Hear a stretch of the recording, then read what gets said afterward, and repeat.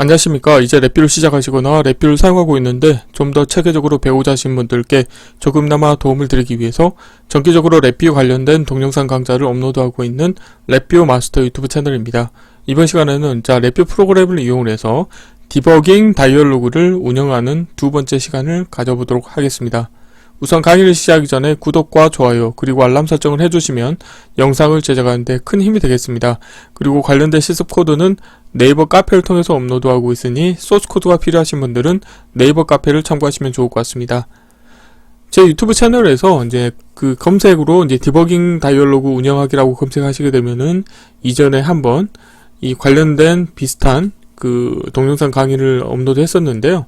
오늘은 이 디버깅 윈도우 운영하는 방법에 대해서 좀 간단하게 실습을 해볼 텐데, 오늘 실습할 내용의 사용자 인터페이스를 보시게 되면은 우선 디버그 다이얼로그가 비활성화되어 있을 때는 이 위에 캡처한 그림에서와 같이 하나의 그래프 인디케이터와 불리한 컨트롤이 있는 이런 화면이 되겠습니다.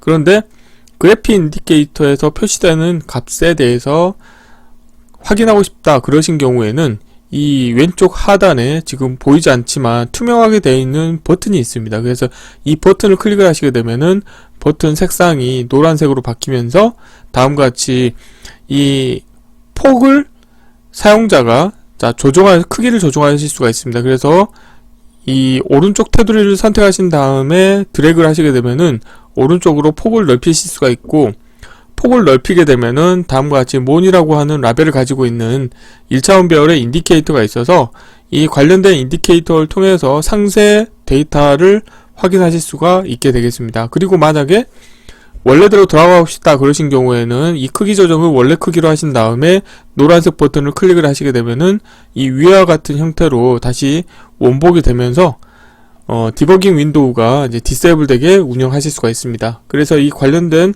프로그램은 블록 다이어그램 코드를 보시게 되면 두 개의 화일 루프를 운영하는 일반 디자인 패턴이 되겠는데요.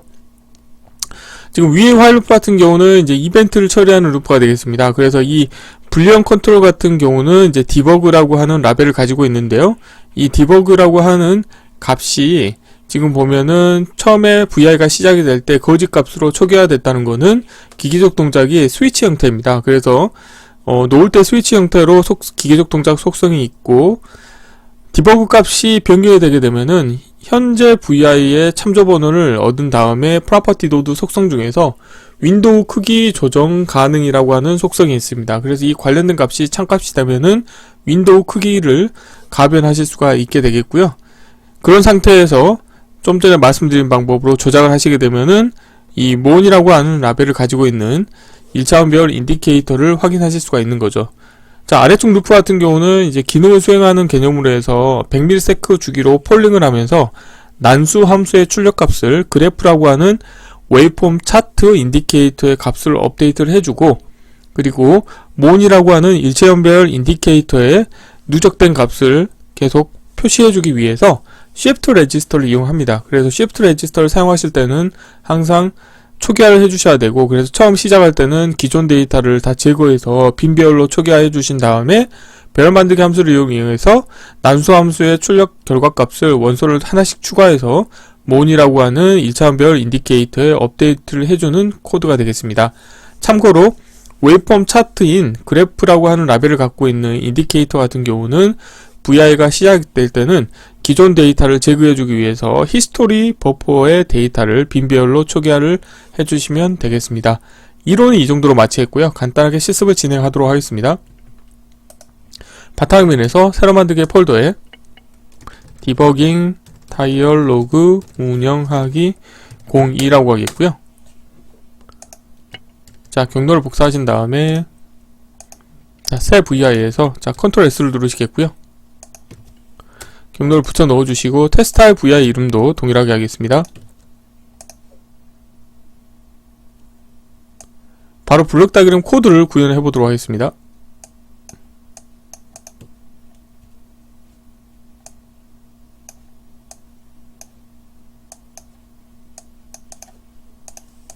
함수 팔레트에서 구조에서 우선 기능을 수행하는 루프를 먼저 구현해 볼 텐데요. 이 부분에서 자, 숫자인 카테고리에서 난수 함수를 하나 불러오도록 하겠습니다. 자, 라벨 보이게 하겠고요. 난수 함수의 출력에서 인디케이터를 하나 만드시겠고요. 자, 라벨은 자, 그래프라고 하겠습니다. 그리고 화일 루프의 정지 조건이 지금 연결되어 있지 않기 때문에 실행 버튼이 깨져 있는데요. 자, 이 부분에서 자, 컨트롤 하나 만들어 주시겠고요. 누적된 값을 자, 1차원별 인디케이터에 표시하기 위해서 Shift 레지스터를 하나 사용하도록 하겠습니다. 자, 화일 루프 테두리에서 Shift 레지스터 추가하시겠고요. Shift 레지스터의 원소는 이 배정도 데이터 타입이기 때문에 와이어에서 자, 상수를 하나 만드시겠고요. 자, 배열 카테고리에서 자, 배열 상수를 하나 가져오고 배열의 원소로 관련된 원소를 넣어주도록 하겠습니다. 그리고 자, 관련된 값으로 Shift 레지스터 값을 초기화해 주시면 되겠고요. 자, 화일 루프 안에서는 배열 만들기 함수를 이용해서 Shift 레지스터 값에 자, 난수 함수의 출력 값을 업데이트를 해주도록 하겠습니다. 자, 라벨 보이게 하겠고요. 그리고 배열 만들기 함수의 출력 값을 다시 Shift 레지스터에 업데이트를 해주시면 되겠고, 자, 이 부분에서 인디케이터를 하나 만들도록 하겠습니다. 자, 라벨은 자, mon이라고 하겠고요. 자, 코드 사이즈를 좀 추적하도록 하겠습니다.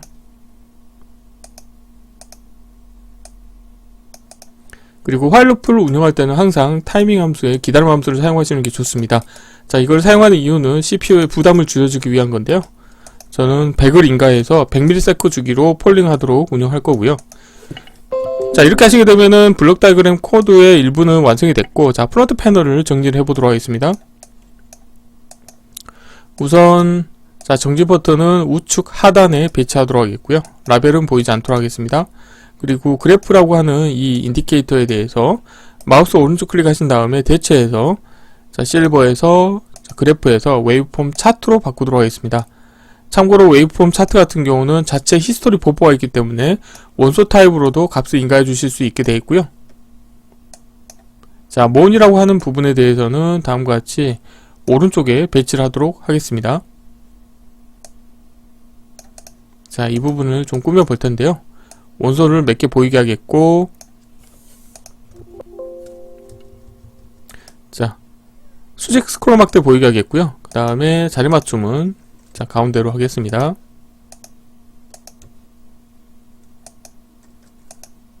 자, 선택하시고 자리 맞춤에서 자, 가운데로 하시겠고요.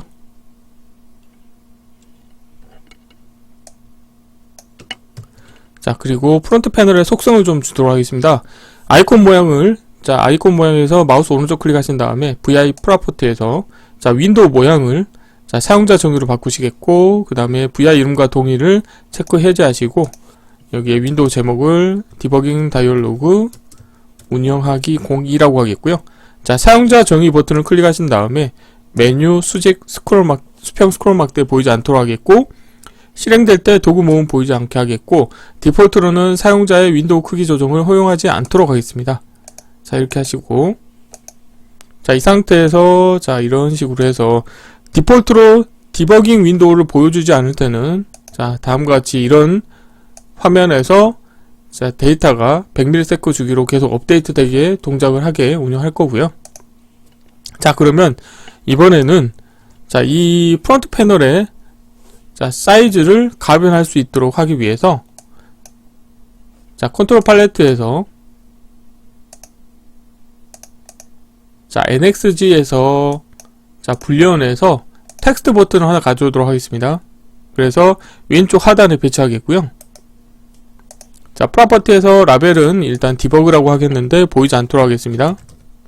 그 다음에 불리언 텍스트 보이지 않도록 하겠고요. 색상은 이거를 뭐 노란색으로 바꿔보겠습니다.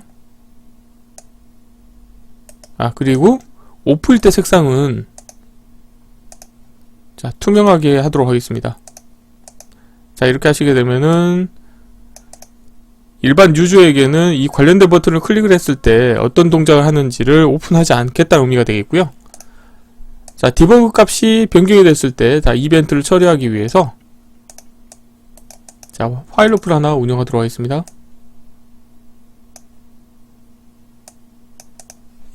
자, 화일 루프 안에 이벤트 구조를 추가하겠고요.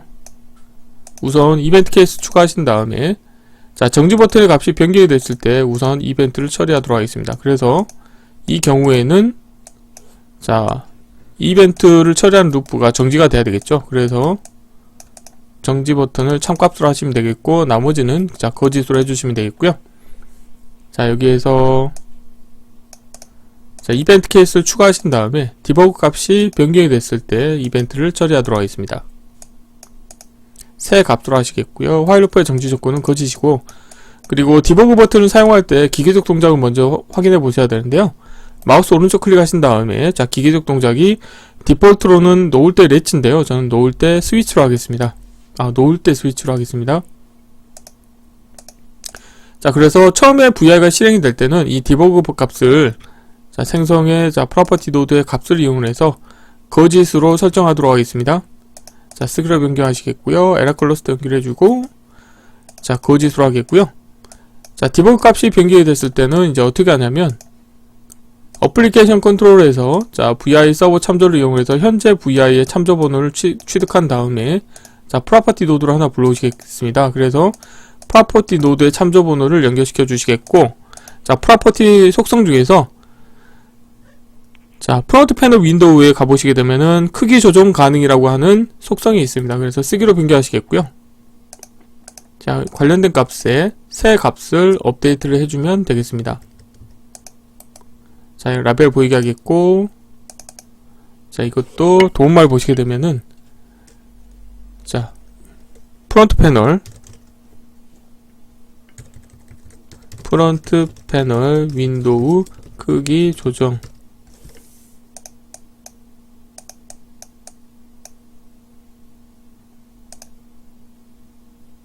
자, 조정 가능까지 써주시면 되겠네요.